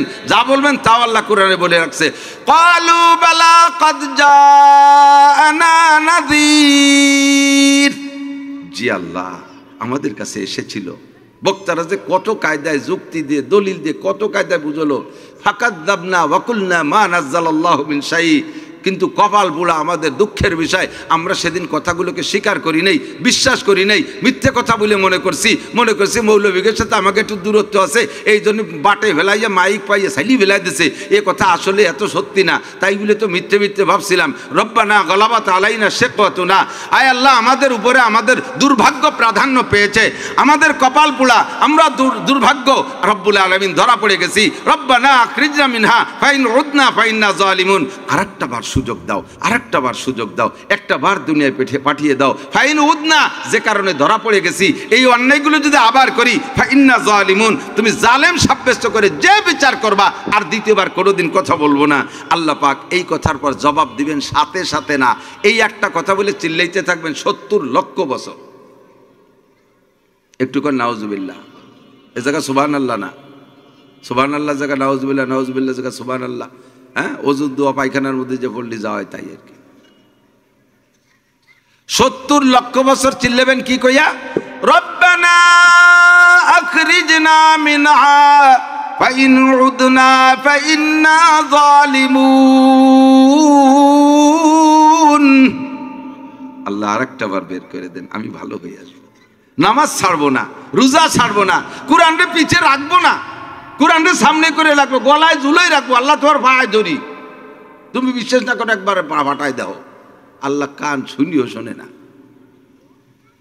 70 লক্ষ বছর চিল্লানোর পরে এবার আল্লাহ জবাব দিবেন। যে জবাবটা দিবেন আমার বলতেও ভয় লাগতেছে, জবাবটা আমার আপনার পজিটিভ নয়, জবাব দিবেন কি? ইকসাউ ফিহা ওয়ালা তুকাল্লিমুন, ইকসাউ অপমানজনক ভাবে পড়ে থাক, ইকসাউ অপমানজনক ভাবে পড়ে থাক, লা তুকাল্লিমুন যার সাথে পারিস কথা বলে বেড়া, আমার সাথে কোনো কথা হবে না, আমার সাথে বিশেষ করে আমার সাথে কথা হবে না। লা তুকাল্লিমুন, আরে ভাই ওই জায়গায় আল্লাহর সাথে কথা না বলে আশেপাশে কি কোনো নেতা আর অফিসার থাকবে যে তারে 2 লাখ টাকা ঘুষ দিয়ে এক পাশে নিয়ে যাবেন? ও জায়গায় ওরকম ঘুষখোর নাই, ও জায়গা ঘুষখোর নাই। ফেরেশতারা নিট অ্যান্ড ক্লিন, পরিষ্কার, তাদের নাম কিরামান কাতিবিন, সম্মানিত লেখক, তারাই সাক্ষী দেবে। আল্লাহ আমরা জায়গায় বসে লেখছি, মৌলানারা চিল্লাইছে আর এগুলো দাঁত বরে বরে আসছে, কথা শোনে নাই, শুনিয়ে গেছে বাড়ি যে আবার যেই সেই কর্মকারের লোহা, কর্মকারের লোহা হয়ে থাই তো এসে গেলি। কর্মকারের লোহা বাড়িও দেখছেন, একজন বসে বাড়িয়ে আর একজন দাঁড়াইয়ে বাড়িয়ে, দাঁড়াই বাড়িয়ে যে তারাতে 5 কেজি ওজনের হেমার, ও পুলো বাড়িয়ে কাঁসা দিয়ে কোন দি মারে মারে বাড়ি মারে, ওর বাড়িতে জোরে শব্দ আরে বসে থালা ছোট্ট একটা টোহা দেয়। এই নিতাই কর্মকারের কাছে দাউ কাশি বানাতে যেতাম, তো বসে বসে থাইয়েই বানাই নিয়ে আসতাম। আমি দেখতাম যে দাঁড়ায় পিঠে ওর বাড়িতে লোহা বলে লম্বা হয়, কিন্তু বসে থাকা আলার বাড়িতে তো কিচ্ছু হয় না, তো ও বাড়ি ওই কে পরে টের পাইছি, হলো জায়গা চিনে দেয়, এই জায়গা দাও, এই জায়গা দাও। ও ছোট একটা বাড়িতে জায়গা চিনে দেয়, ওই বড়টা আর ছোটটা মিলে শব্দ কেমন হয়, যেই সেই, যেই সেই। তার মানে লোহায় কয় কি, তুমি বাইরেও আর যাও, আমি যেই লোহা সেই লোহা, আমি সোনা হবো না, আমি রূপো হবো না, আমি তামা হবো না, আমি পিতল হবো না, আমি লোহা লোহাই থাকো, বেশির বেশি দাও কাছে ঘুমতা করে হলতে পারি। তো এই জায়গা থেকে বয়ান শুনে যাওয়ার পরে যেই সেই, ইকসাউ ফিহা ওয়ালা তুকাল্লিমুন, আমার সাথে কথাই বলবি না। এ কথাগুলো হবে, বিশ্বাস হয়, কথা বলে বিশ্বাস হয়, এ সব মোকালামা হবে, আলোচনা হবে, এগুলো সব। কোথায় যাবেন? ফাইনাল মাপার যাবেন কোথায়? ফানফুযু লা তানফুযুনা ইল্লা বিসুলতান, যাও কোথায় যাবা? পুরো হাসরের মাঠ আমার, এ জগৎ আমার, আনা মালিক ইয়াউমিদ্দিন, আজকের দিনের বিচার দিনের মালিক আমি। এখানে আর কোনো তোমার আপিল কোর্ট নাই, এই কোর্টের থেকে যা রায় হবে রায় ওইটাই হবে, আপিল কোর্ট নাই যে সেখানে গিয়ে আপিল করবে। আর তোমার রাজনীতিও কোনো এখানে রাজনীতি চলবে না, যে ধরা পড়ে গেছি এই নির্বাচিত সরকার আসলে কোনো মতে 12 সালে জাতি পারবানি এক পাশে ফাঁক ফাঁক দিয়ে, সেরকম কোনো নির্বাচনের জায়গা হবেই না। এক নির্বাচন হয়ে আইছে, আনা মালিক ইয়াউমিদ্দিন, এখানের প্রেসিডেন্ট আমি, প্রধানমন্ত্রী আমি, প্রধান বিচারপতি আমি। ফাইলের লাস্ট কোর্টের থেকে সুপ্রিম কোর্ট থেকে ফয়সালা হয়ে গেছে, ইকসাউ ফিহা ওয়ালা তুকাল্লিমুন। কাদেরকে বলবে? মান জালাল কুরআনা খালফা যাহরিহি, যে ব্যক্তি কোরআনকে পিছিয়ে রাখবে, কোরআন পড়বে না, তিলাওয়াত করবে না, কোরআনের হুকুম মানবে না। এ জগৎ কার দোস্ত? জমিন কার? একটু বলেন না কার? ও আল্লাহর। আমার আব্বা জমি কিনে দিয়ে গেছে আর আল্লাহর হয়। আমার দাদার কালে ভিটেই থাকি, আল্লাহর আসে কয়েকটি। তোমার দাদারে বানাইছে কেনা? তোমার দাদাও বলতো যে জমি আমার, যদি তারই হয় তা জমি থিয়ে চলে গেল কে? বাপ দাদা চলে যাওয়ার পরে আব্বা কইতো যে জমি আমার, তো তোমার বাপও মরে গেছে, যদি জমি তোমার বাপেরই হবে তাহলে বাপ জমি না নিয়ে চলে গেল কে? এখন তুমিও কইতেছ আমার, তুমিও একদিন চলে যাবা, তাহলে এ জমিনের উপরে থাইয়া জীবন ভরে 14 গোষ্ঠী ধরে মিথ্যে কথা ক্ষতি করতে আইছি। দাদা কইছে মিথ্যে কথা, তার বাপ কইছে মিথ্যে কথা, আমার আব্বা কইছে মিথ্যে কথা, আমি কইতেছি মিথ্যে কথা, ওই জমি আমার ছেলেবেলেরা আসবে, নাতি বুঝে সবাই মিথ্যে কথা কবে। তাহলে বোঝা যায় যে এ জমি আমার না, জমি কার? জমিন কার? কুলিল্লাহুম্মা মালিকাল মুলকি তুতিল মুলকা মান তাশা ওয়া তানজিউল মুলকা মিম্মান তাশা। জমিনের মালিক আল্লাহ, ভূখণ্ডের মালিক আল্লাহ, আসমানের মালিক আল্লাহ, জগতের মালিক আল্লাহ। যাকে খুশি আল্লাহ কিছুক্ষণের জন্য দায়িত্ব দেয়, আবার পছন্দ না হইলে গেটি ধরে তাড়াই দিয়ে ক্ষমতা কাইড়া নেয়। এ কাম কে করে? আল্লাহই করে। কতক্ষণ কে করে? আল্লাহ না, আল্লাহই করে। জনগণ ক্ষমতার উৎস কিচ্ছু না। এত জনগণ থাকতে বাঁচতে পারলাম না, টিকতে পারলাম না, তাহলে বোঝা যায় যে জনগণ জিরো, যা করে সব আল্লাহই হিরো। ঠিক কি ঠিক না? তাহলে জমিন যদি আল্লাহর হয়, আইন চলবে কার? এই জায়গা আস্তে আস্তে কয়টা আইন চলবে কার? আওয়ামী লীগ আল্লাহর আইন চালাক, কেউ কোনোদিন হাতের থেকে নিতে পারবে না। বহুবার আমার দিছি, এই কলেজ মাঠে বহুবার মাহফিল করছি, যত জায়গা গেছি সেই কথাটাই বলছি। ও আওয়ামী লীগ আলারা, তোমরা আল্লাহর আইন বাস্তবায়ন করো, কেউ হাতের থেকে নিতে পারবে না। বিএনপি আলারা আসতে চাও, তোমরা আল্লাহর আইন বাস্তবায়ন করো, টিকেও থাকবা, হাতের থেকে কেউ নিতে পারবে না। আর যদি করে আলেম আইসে যদি আল্লাহর হুকুম কোরআন হাদিসকে বাস্তবায়ন না করে, তাহলে সেও টিকতে পারবে না। কথা বলেন ঠিক কি ঠিক না? জগৎ আল্লাহর, আল্লাহ ট্রাই করে, আল্লাহ টেস্ট করে, অন টেস্ট। মোটরসাইকেলের অন টেস্ট করে। যদি তুমি ফেল করো গেটি গুল্লি দেখে দেবে। মানবো কি? কোরআন আর হাদিস। একটু বলেন কি কি মানবো? কোরআন হাদিসের সংবিধানের মধ্যে শান্তি না অশান্তি? বিশ্বাস করেন সময় নাই আমি বলার, আমি 7টা পর্যন্ত থাকবো ইনশাআল্লাহ, এরপরে দূরে যেতে হবে। আরও বক্তার আছে, তারা কথা বলবে। ছোট্ট করে বলে যাই, তাহলে আমাদের সংবিধান বইয়ের নাম হবে কি? মানব রচিত সংবিধান। এই ডক্টর কামাল সাহেব তৈরি করছে। এরপরে প্রত্যেক বছর সরকার যে আসে সে যখন না এটা ভুল আছে, এই কটা হবে না, এই কটা ফলটা আর কটা বানাতে হবে, নিজেকে সুবিধা মতো কটা বানায়। তারপরে আওয়ামী লীগালারা অনেকগুলো বানায় টানায় দেশ চালাই গেছে। এখনই ফিরে নতুন ডক্টর ইউনূস সরকার এসে কয় ওর কি ইস্যু হবে না, সবগুলো বাতিল। তাহলে মানব রচিত কি বলে সংবিধান এক দল এসে আর এক দলের বাতিল করে। কোরআন শরীফের বয়স দুনিয়ায় 1500 বছর, কোরআন শরীফের বয়স দুনিয়ায় 1500 বছর। এই 1500 বছর পর্যন্ত একই সংবিধান চলতেছে, এখনো চলবে। কিয়ামত পর্যন্ত কোনো পণ্ডিত এসে কোরআনের সংবিধানের ভিতরে পরিবর্তন করানোর ক্ষমতা রাখবে? জোরে বলেন রাখে? তাহলে যেই সংবিধানটা স্থায়ী হয় ওই সংবিধানের ভিতরে শান্তি হয়, ওই সংবিধানের মধ্যে শান্তি হয়। আমি কোনো দলকে বলি নাই যে হুজুরকে দলরে ভোট দেন আর এই দলরে উঠান। যেই দল কোরআন হাদিসের সংবিধান নিয়ে আসবে আমি সেই দলের পক্ষে, যেই দল আসবে। তবে প্রতারণা যদি করেন নির্বাচনের সময়, এমনি পাবলিকই হুজুরকে দোষ দেয়, হুজুররা ধর্ম ব্যবসায়ী, হুজুররা ধর্ম, হুজুরকে কর্মই হলো ধর্ম, এ তো আমরা কবই। কিন্তু এ যারা রেগুলার একটা কাজ করে তারে তো ব্যবসায়ী বলে না, তারে ব্যবসায়ী বলে না। তুমি করবা দুনিয়ার আকাম কুকাম, নির্বাচনের সময় টুপি মাথায় দিয়ে স্টেজে এসে বক্তৃতা দেওয়া, তাহলে তুমি ধর্ম ব্যবসা করতে, ধর্মের রূপ, ধর্মের সাইনবোর্ড দিয়ে কটা ভোট চাতিয়ে আসো তুমি। কথা কন না? ঠিক কি ঠিক না? ধর্ম ব্যবসা হুজুররা না, ধর্ম ব্যবসায়ী তোমরা। নির্বাচনের সময় আউযু বিল্লাহি মিনাশ শাইতানির রাজিম বিসমিল্লাহির রহমানির রহিম, সে সাতাও ভর্তি দিছে ভাই না, খানিক কথাবার্তা কয়েছে, এরপরে গোলগাল একটা সালাম দেয়, আসসালামু আলাইকুম, সুবহানাল্লাহ। এরই কয় কোন তোর সালাম আর সুবহান। ধর্ম ব্যবসা দিয়েছে ভোটের মধ্যে। আমার দাবি, বাংলাদেশের এই নির্বাচনকে কেন্দ্র করে কোন রাজনৈতিক নেতাকে, কোন দলের রাজনৈতিক নেতাকে এই ধর্মীয় মাহফিলে স্টেজে বয়ান করতে দেওয়া উচিত না। এটা হবে আমাদের হিদায়াতি আলোচনা। কথা বলেন ঠিক না? ওলামাই কেরাম তার কায়দায় বয়ান করে চলে যাবে। রাজনীতি, তোমার যদি রাজনীতি নির্বাচনী বক্তব্য দিতে আলাদা একটা মাঠ তৈরি করে দেহ, কয়জন যায়? আমাকে নামে গুটি খানিক লোক আইছে, ফাঁক পাই উনি এক খেউ দিয়ে বাদায় নিয়ে চলে যাবে, ওই সব অতি দেবো না। ঠিক না? আল্লাহু আকবার। তবে পরামর্শ দিয়ে যাই, ভোট দেবেন কোন জায়গা, কোরআন হাদিস যেখানে সেই জায়গা আমাদের সমর্থন থাকবে। ঠিক কি ঠিক না? অরিজিনাল কোরআন হাদিস যেখানে থাকবে। তো এবার আল্লাহ পাক আমাদের সংবিধান বই দিয়েছে কোরআন শরীফ। 30 পারা কোরআন শরীফের কোন কোন সূরা বাদ দেওয়া দরকার আপাতত একটু করতে পারেন?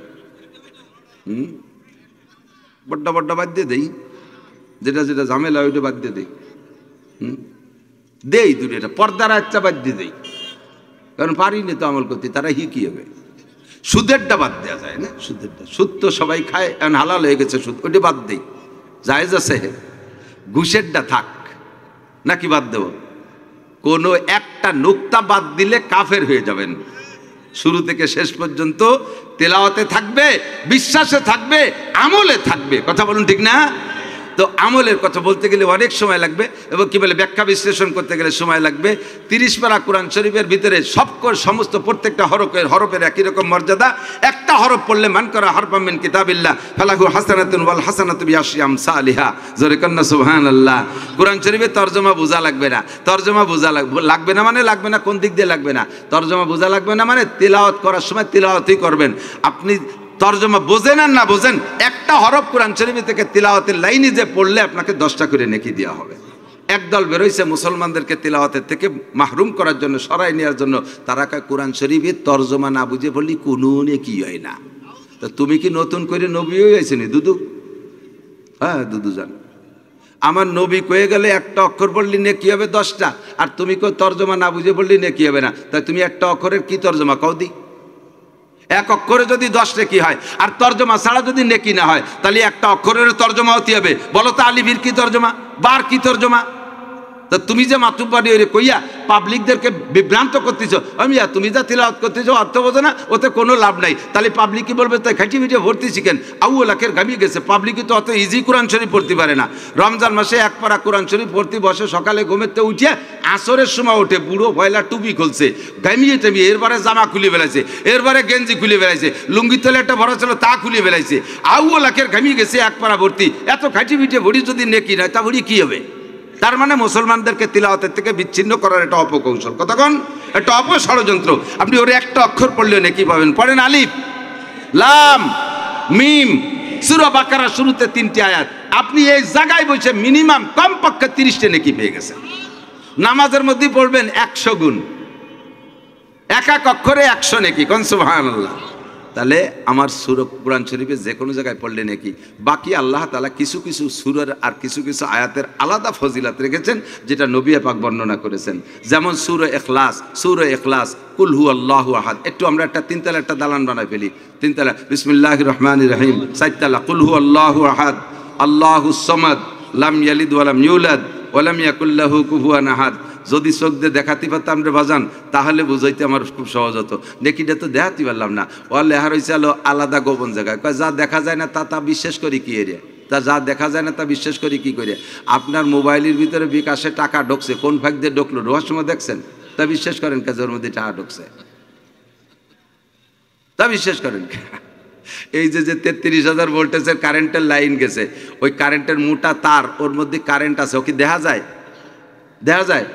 তা বিশ্বাস হয়? দেখা যায় না যেহেতু তত নাই, যাই ধরিয়ে বসেন দি খেলা কারে কয় উড়াইয়ে মোয়া বানায় ফেলবে, ঠিক না?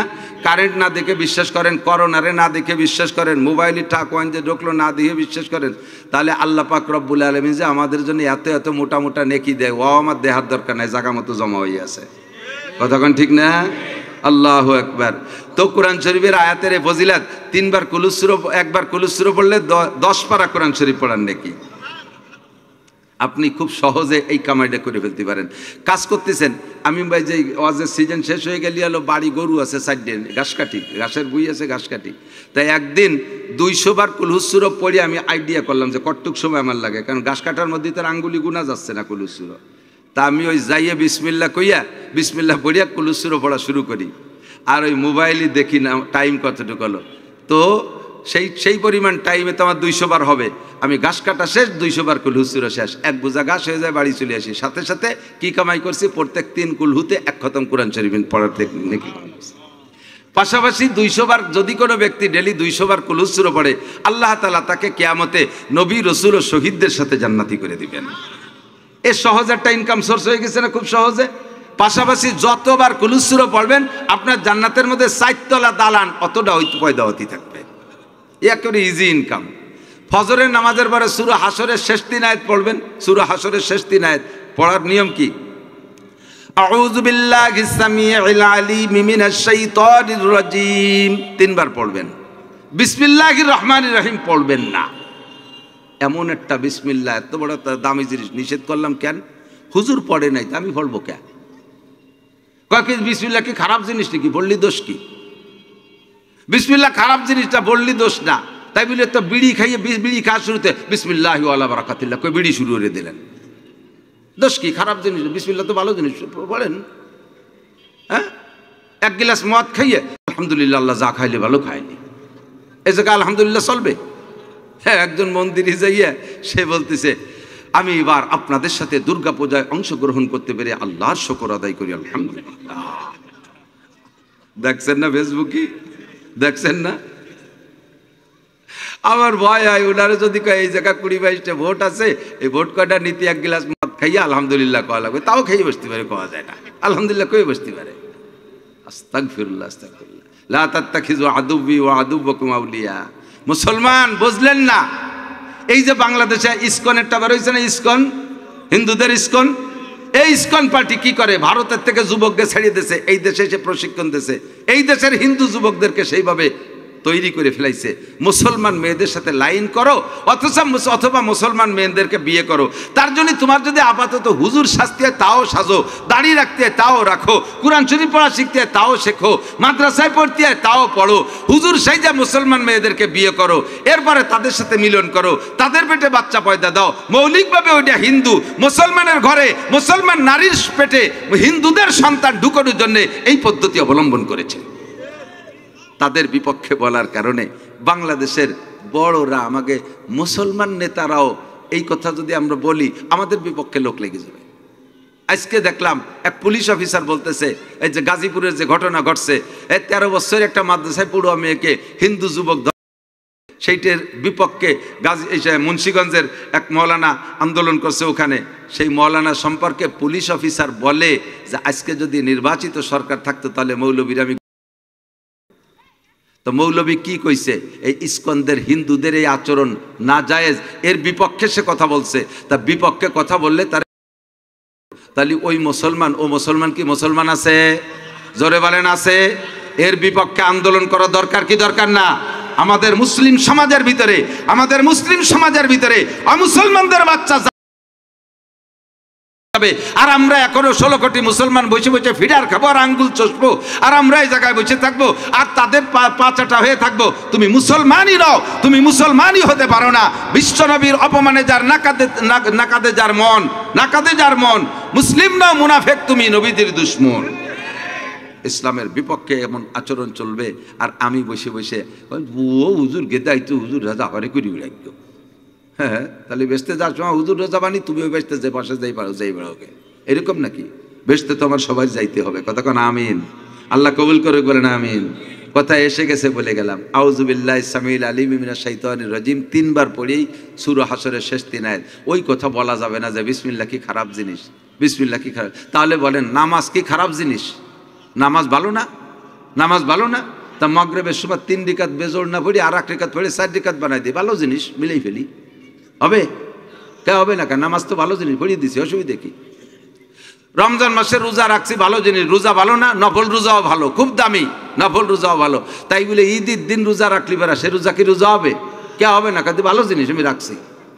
ঈদের দিন সেহরিতে শেষ রাত্রি খাইয়া সারাদিন রোজা রইয়ে ইফতারির সময় যদি ইফতার নিয়ে বসে আর আল্লাহ দেখো আজকে তোমার বান্দারা কি খাওয়া খাইছে, জম্মের খাওয়া খাইছে, আশের মতো গেলছে গরুর গোশ, আমি আজকেও রোজা, আমি আজকের দিনেও সাধনা করছি, রোজা রাখছি, আমি কিছু খাই নেই। কও আল্লাহ আমারে কি দিবা? আল্লাহ কয় তোরে জুতো দিয়ে 2 বাড়ি দেব। শয়তান। আইয়ামু জিয়াফাতিল্লাহ, এদিন হলো আমার মেহমানদারির দিন। বিয়ের দিন যদি জামাই না খাইয়ে বসে থাকে, খানসা ভরা খাবার আইছে, সবাই খাচ্ছে ঝাইড়ি কেটে, জামাই মুখ বন্ধ হয়ে বসে রয়েছে। শ্বশুর কয় কি বাবা কম হয়েছে নি, খাও না? কয় না আমি হলো রোজা। বিয়ের দিন জামাই রোজা থাকলে শ্বশুর খুশি হবে? তো আল্লাহর মেহমানদারির দিন, ঈদের দিন তুমি রোজা থাকলে আল্লাহ এরকম খুশি হয় না। তাহলে রোজার মতো ভালো ইবাদত অনিয়মে রাখলে তা ইবাদত হয় না। কতক্ষণ? সূরা হাসরের শেষ 3 আয়াত পড়ার জন্য নবী পাক প্রশিক্ষণ দিয়েছে। আউযুবিল্লাহি সামিউল আলিম মিনাশ শাইতানির রাজিম 3 বার পড়ে হু আল্লাহুল্লাযী। তাহলে পড়নেওয়ালা ফজরে পড়বে, মাগরিব পর্যন্ত 70,000 ফেরেশতা তার আমলনামায় নেকি লিখতে থাকে। আবার মাগরিবে পড়বেন, ফজর পর্যন্ত 70,000 ফেরেশতা নেকি লিখতে থাকবে। আর সুবহানাল্লাহ কয় না? আরে মিয়া এই জায়গা সুবহানাল্লাহ কইলেও তো আলাদা ইনকাম। এ পোল্ট্রির ফার্মের মতো, পোল্ট্রির ফার্মের ভিতরে যা হবে পোল্ট্রিতে সব ইনকাম। লাস্টে যে পোল্ট্রির পায়খানা তাও মন বিক্রি হয় 200-300 টাকা। রাইস মিলের ভিতরে দাম দেওয়ার পরে ওর তুষ্টুকর ছাইও হবে, সে ছাইও সিমেন্টওয়ালারা কিনে নিয়ে যায়। এই জায়গায় বসে থেকে যা করবেন নড়াচড়া, খালি বাদাম খাবেন না আর ভাও কথা কবেন না, সাথে সাথে তাল দেবেন, কথায় কথায় নেকি বলেন সুবহানাল্লাহ। এতেও 1 বস্তা নেকি পেয়ে গেছে। তাহলে আর কি লাভ? সূরা হাসরের শেষ 3 আয়াত পড়লে যেই ব্যক্তি এই আমলটা রেগুলার করে, ওই ব্যক্তি মারা গেলে তার জানাজায় দুনিয়ার কোনো মানুষও যদি না আসে, ওই যে 70,000 ফেরেশতা জীবন ভরে নেকি লেখছে, ওই ফেরেশতা কয়জন আপনার জানাজায় উপস্থিত হবে। আর আমরা পাবলিকরা যে জানাজা পড়ি, কয়জন জানাজার দোয়া পড়ে? একটু আল্লাহু আকবার কইয়ে আল্লাহু আকবার বুতুম পেশার মতো এদিক ওদিক চাই, ভর্তি পারে না কিছু, খালি খালি একদিক থেকে সেই থাকবে কীর্তি, মুখ বন্ধ করে বসে দেয়। তোমার ওই বুতুলিয়া জানাজা আর 5 পাইরও দাম নাই। আর ফেরেশতারা কি কয়? ফেরেশতারা আপনার সাথে আপনার এই মাইয়েতের জানাজায় শরীক হবে, তারা তো একেবারে নির্ঘাত পরিষ্কার পরিচ্ছন্ন সহি জানাজা আপনার জন্য আদায় করবে। তাহলে এত বড় একটা ইনকাম করা দরকার আছে না নাই? সূরা হাশরের শেষ 3 আয়াত আমি পড়ছি আয়াতুল কুরসি, শুধু এর ফাজাইল পেয়ে শেষ করব। তরজমা বলতে গেলে 3-4 রাত কলিও শেষ হবে না, এত কথা আয়াতুল কুরসির ভিতরে। আয়াতুল কুরসি বলবো ফাজাইল হলো 1 নম্বরে যে ব্যক্তি 5 ওয়াক্ত ফরজ নামাজের পরে আয়াতুল কুরসি একবার করে পড়বে, আল্লাহ তাআলা তাকে জান্নাতে যাওয়ার জন্য শুধু বাধা রেখেছে মরণ। হাদিসে লেখছে, হুজুর বলেন ওই ব্যক্তির বেহেশতে যাওয়ার বাধা শুধু মরণ, তার মানে মরার সাথে সাথে তার রূহের সাথে জান্নাতের সংযুক্ত হয়ে যাবে, জান্নাতের আলো বাতাস পাবে। 5 ওয়াক্ত ফরজ নামাজের পরে আয়াতুল কুরসি পড়া যাবে না ভাই, সাথে জান্নাতে যাবেন। কত ইংরেজি বাংলা অঙ্ক কত গান বাজনা মুখস্থ করলেন, আয়াতুল কুরসি মুখস্থ করতে কি অসুবিধা? বেশি কঠিন কিছু না। আমি খুতবার মধ্যে অল্পক্ষণের মধ্যে পড়ে ফেলাইছি। আজকে থেকে অভ্যাস করে নিই, আমরা রেগুলার আয়াতুল কুরসি পড়বো ইনশাআল্লাহ, ঠিক আছে না? 2 নম্বর আয়াতুল কুরসির ফজিলাত আরেকটু কি, এইটি বলি শেষ করে দেব। আয়াতুল কুরসির রাখ ফজিলাত হলো আয়াতুল কুরসি দিয়ে আপনি আপনার সব কিছুকে বন্ধ করতে পারেন। জাদু টুনা জিন পরি দেও দানব চোর ডাকাত নুস্য বদমাশ সব কিছুর হাতের থেকে নিরাপদ থাকবে আয়াতুল কুরসির মাধ্যমে। হযরত নবী আলাইহিস সালাতু ওয়াস সালাম একবার বাইতুল মালে বেশ কিছু মাল আসছে, এই মালগুলো যুদ্ধের ব্যস্ততার কারণে মালগুলো মাপিয়ে জুপে গোডাউনে উঠোই পারে নাই। তো ঈশার নামাজ পড়ে হুজুর বলতেছেন, মাইয়াহরসু মিনকুমুল মাল, এই যে মাল আইছে এই মাল পাহারা দিতে আজকে রাত্রে নাইট ডিউটি কিরা করবা? ফাকামা আবু হুরায়রা দাঁড়াই গেছে, আনা ইয়া রাসূলুল্লাহ, জি হুজুর আমি করব। হুজুর বলে ইজলিস, বসো। আবার মাইয়াহরিসু মিনকুমুল মাল, এই মাল কিরা পাহারা দিবা? আবারও আবু হুরায়রা, 3 বারই আবু হুরায়রা দাঁড়াইছে। অন্যান্য সাহাবারা দাঁড়াইছে কিন্তু পিছে পিছে, আবু হুরায়রা চট করে আগে দাঁড়াই গেছে। তো হুজুর বলে ঠিক আছে আবু হুরায়রাই পাহারা দেবে। হযরত আবু হুরায়রা বলেন, আমি পাহারা দিচ্ছি মাল, তো সবাই তো সাহাবা কেরাম ঘুমাই গেছে, হুজুরও ঘুমাই গেছে, আমি মাল পাহারা দিচ্ছি। চিন্তা করলাম যে আমি তো আর কাইসেন বাজারের নাইট ডিউটির মতো ডিউটি করলে হবে না। কাইসেন বাজার বা আমাকে সব বাজারে নাইট গার্ড আছে না, রাত্রে ওনরা 3-4 জন নাইট গার্ড ওই পাশে বসে তাস খেলে, এদের দিয়ে ঘর দিহেন চুরি হয়ে চলে যায়। ওরা গাঁজা খাইছে, ইতে পড়িয়ে থাকে, নাইট ডিউটি করতেছে। তো আমি তো আর ওই রকম গাঁজা খাওয়ার তাস খেলাটা ডিউটি করতে পারবো না। আবু হুরায়রা মাল রে পাশে রেখে নামাজে দাঁড়াই গেছে। একের পর এক নামাজের পর নামাজ পড়তে আছে। কিছুক্ষণ পড়তে পড়তে ক্লান্ত হয়ে গেছে, বসে বসে একটু জিকির করতেছে। জিকিরের ফাঁকে একটু জিম এসে গেছে, এই ফাঁকে শোনে যে ওই মাল তো খেজুর গম টম ইত্যাদি তো গাদি দিয়া সব সব সব সব করে শব্দ আছে, কিরা যেন বস্তা পড়তেছে। উনি শব্দ শুনে ঝাঁকি মেরে সজাগ হয়ে যায় যে চোর, এক বুড়ো এক চোর, তাই সে বস্তা ভরে নিয়ে যাচ্ছে। বস্তা ভরছে, যাইয়ে উনি ধরে ফেলাইছে, এই শয়তান, আমি এই জায়গা পাহারা দিচ্ছি, তুই আমার না কই মিলে মাল নিচ্ছিস? হুজুর বাড়ির যে অবস্থা তা শুনলে আপনি আর এই অনুমতির কথা আপনিও বলতেন না। আর আমার গাগত দেন শুলে মুলে গেছে, বুড়ো মানুষ, কয়েকশো বছর বয়স, এই অবস্থার ভিতরে বাড়ি ছেলে মেয়ে না খাইয়ে চিল্লে পাল্লা করতেছে। এখন আর শোনার অনুমতি নিয়ে সময় নাই, তাই মাল পাইছি সাইডে নিয়ে যাচ্ছি। হুজুর কয় থো, আবু হুরায়রা কয় থো, এনে তো মাল রাহিয়ে কাড়িয়ে খেদাই দিছে। ভাই আর জীবনে কোনোদিন আসবি ক, তাহলে কিন্তু ধরিয়ে নিয়ে যাবো। কয় যে আল্লাহ লা আতিকা গদান, আমি আর জীবনে কোনোদিন আসবো না, হুজুর আজকের কয়টা দেন দিয়ে দিছে সাইডে। সকালবেলা ফজরের নামাজ পড়িয়াই হুজুর ফিরে বসে সাহাবায়ে কিরামদের ভিতরে বসে আবু হুরায়রা, তাহলে আবু হুরায়রা এদিকে আসো, মা বালু সারাকাতিক, আজকে রাত্রে তোমার চোরের খবর কি? হুজুরও কিন্তু সে সময় ঘুম, জিবরাইল সব শুনে কয়ে দিছে। আবু হুরায়রা হাসি দিয়েছে, কয় হুজুর আপনি তো ছিলেন না, তা চোরের খবর যেহেতু জিজ্ঞেস করছে অবশ্যই আপনি জানেন। ও চোর কইছে, কসম খেয়ে বলছে আর কোনোদিন আসবে না। হুজুর কয় ও সায়াতিকা গদান, ও আগামী রাত্রেও আসবে। আল্লাহে আতিকা গদান, ও কাইলও আসবে তোমার কাছে। সত্যি আগামী রাত্রেও আবার ওই মাল পাহারায় আবু হুরায়রা। সে রাত্রে ওইরকম গভীর রাত্রে এসে ওই বুড়ো এসে মাল বস্তা বলতে, এই বুড়ো তুই না কালকে যা আর কোনোদিন আসবো না? কয় হুজুর কালকে যা নিছি না ওই এক অক্তেই শেষ হয়ে গেছে, বাড়িতে সব না খাওয়া, আজকে না নিলি সকালে সব ডুন না খেয়ে মরে যাবে, ছেড়ি দেন কোনো মতে, আল্লাহর কিরে কাইলে আর আসবো না। তো কইতেছে যাতে চলে যা। সকালে হুজুরকে আবু হুরায়রা কি খবর সরে? কয় হুজুর কসম খাইছো আর কোনোদিন আসবে না। কয় ওয়াইয়াতিকা গদানো, কাইল রাত্রিও আসবে। তৃতীয় রাত্রে আবারও হয়েছে, ধরা পড়ছে, এইবার চোরকে ধরে ফেলাইছে আবু হুরায়রা। তোরে আজকে নিয়েই যাবো হুজুরির কাছে, শয়তান ডেলি সিটারি করিস। তো চোরে কয় কি যে ভাই আপনি নীলি হুজুরির কাছে যাওয়া যায়, কিন্তু ও জায়গা ওমর আছে, ও জায়গা আমার যার কায়দা নেই, ওখানে ওমর আছে, ও ভাই আমার এক রকমের 2 ভাগ করে ফেলাই দেবে। ওমরের নাম শুনলে আমার পেট খারাপ হয়, আমার পেটে গ্যাস হয়ে যায়, বাই ছাড়তে ছাড়তে আমি দৌড়তে তাই। নিয়েন না। কয় যে না তোরে নেবই, ওমর রেদে মাইর খাবো। কয় যে আপনারে ভালো একটা আমল শিখে দেবো, ওই আমলটা করলে যদি আমলে আপনি খুশি হন তাহলে আমার ছাড়বেন তো? কয় হ্যাঁ। তা কয় যে এই যে নাইট ডিউটি করেন, রাত্রে মাল পাহারা দেন বসে বসে, আপনার এই ঘুম কামাই করে করা লাগবে না। আপনি আপনার বিছানে ঘুমাবেন, শুধু আয়াতুল কুরসি পড়ে আঙ্গুলে এভাবে ইশারা দিয়ে যে মাল পাহারা দিয়েছেন তার একটা গুল্লি দেবেন, আর আপনি আপনার আরামসে ঘুমাবেন। আপনার ওই মাল আল্লাহ তাআলা ফেরেশতা দিয়ে পাহারা দেবে। আমার মতো চোর জীবনেও মালের দ্বারা আসতে পারবে না। আবু হুরায়রা তো আমলের লুবি, উনি আমল পাইয়ে খুশিতে খুশিতে সে চোররে ছাড়ি দিয়েছে। সকালবেলা হুজুর কয় কি খবর আবু হুরায়রা? আরে হুজুর আজকে ধরেই ফেলছিলাম, নিয়েই আসবো, সে আমার একটা আমল শিখাই দিয়েছে, আমলের খুশিতে আমি তা ছাড়িয়ে দিছি। হুজুরকে কি আমল শিখাইছে? কয় যে বলছে রাত্রে শোয়ার সময় আয়াতুল কুরসি পড়ে যদি শুয়ে থাকি তাহলে আমার এইভাবে সজাগ থাকি আর ডিউটি করা লাগবে না, আল্লাহ তাআলা ফেরেশতা দিয়ে পাহারা দেবে। এই কথা বলছে, আমি তাইতে খুশিতে ছাড়িয়ে দিছি। সাথে সাথে হুজুর বললেন সাদাকা ওয়া হুয়া কাযুব, সাদাকা ওয়া হুয়া কাযুব। সে যা আমলের কথা বলেছে কথাটা 100% সত্য, যদিও সে নিজেই মিথ্যেবাদী। সে নিজে যদিও মিথ্যাবাদী, কিন্তু যা কথাটা কইছে এটা আবার 100% সত্য কথা কইছে। তো আবু হুরায়রা কইছে ওই লোকটা কিডা বুঝতে পারলাম না। চোর চুরি আর এবার আয়াতুল কুরসির ফজিলত জানে, ঘটনা কি? আর সে যা কইলে আপনার কাছে আগে শুনি রে, আজকে আপনি সমর্থন করলেন, তার মানে আপনিও করলেন। তাহলে এতদিন আপনিও কর নাই, ও করলো। ও কি এত বড় কি পণ্ডিত? কয় যে ইন্নাহু ইবলিস। ওর নাম কি? মিস্টার ইবলিস। নাকি হযরত মাওলানা ইবলিস? মিস্টার ইবলিস, ওর নাম কি? ইবলিস। তা আয়াতুল কুরসির এই ফজিলত শয়তানে নিজে শিখিয়ে দিয়েছে। আপনি রাত্রে শোয়ার সময় আয়াতুল কুরসি পড়বেন, বন্ধ দেওয়ার সিস্টেম, আপনার বাড়ি বন্ধ দেবেন, বাড়ির মেন গেট ওই জায়গাতে, ওই জায়গা চক্ষু বন্ধ করে মেন গেটের এক সাইডে মনে করবেন যে আমি আঙ্গুলটা সেখানে লাগাইছি, আর লাগাবেন আপনার কপালে।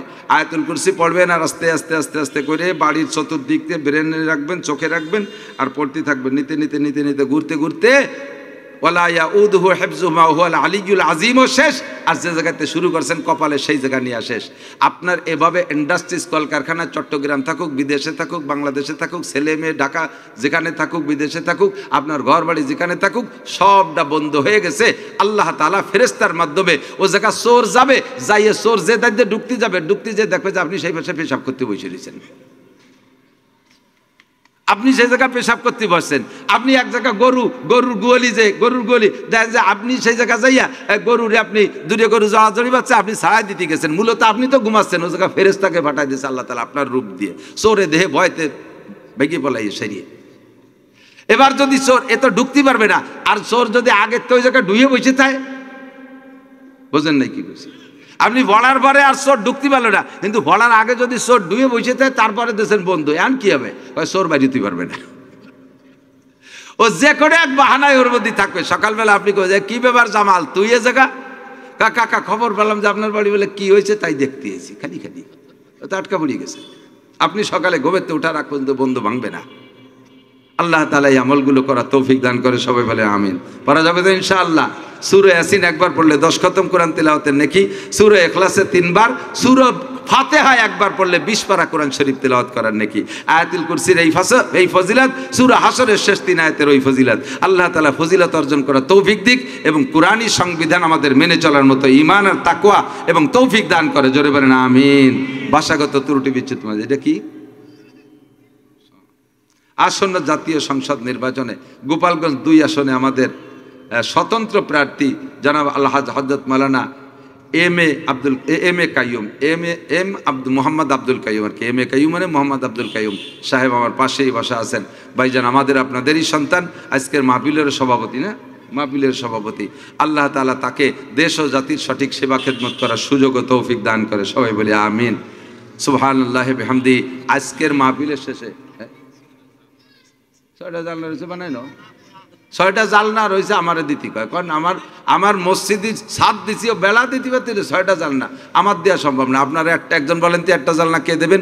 আব্বা কবরে শুয়ে আছে, আপনার আব্বার কবরে জান্নাতের দরজা খুলে দেওয়া হবে, আল্লাহ তাআলা কবুল করে। একজন মানুষ যদি উঠে আটা দেয়, বসবো যে ওই লোকটাই মসজিদের বিপক্ষের লোক, ওই লোকটা নরেন্দ্র মোদীর লোক, ইসকনের লোক, আমি চিনিয়ে দেবো সবাই। আটা দিলি বসবো যে ইসকনের লোক একটা চলে যাচ্ছে। দেন না দেন বসে থাকতে হবে।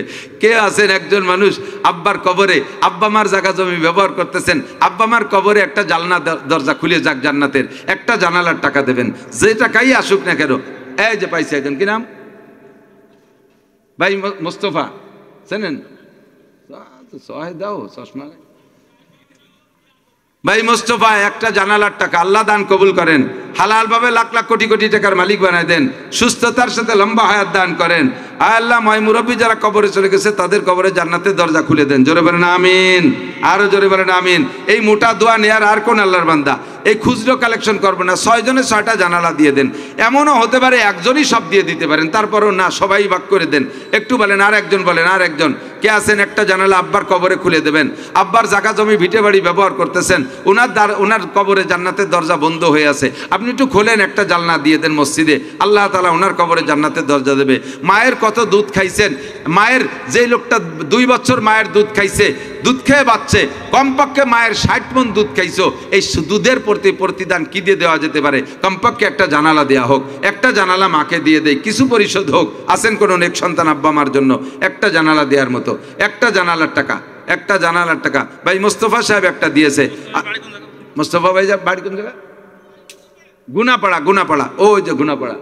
আল্লাহ ভাই মোস্তফাকে আল্লাহ ও আমাদের হুজুর একটা দিয়ে দেবেন, আমাদের প্রার্থী হুজুর একটা দেবেন, বলেন আলহামদুলিল্লাহ। আল্লাহ ওনার জন্য রহমতের দরজা খুলে দাও, সবাই বলেন আমিন। জাতির সঠিক সেবা খেদমত করার দরজা খুলে দাও, সবাই বলে আমিন। আর 4টি জানালা 4 জন হোক। কি নাম?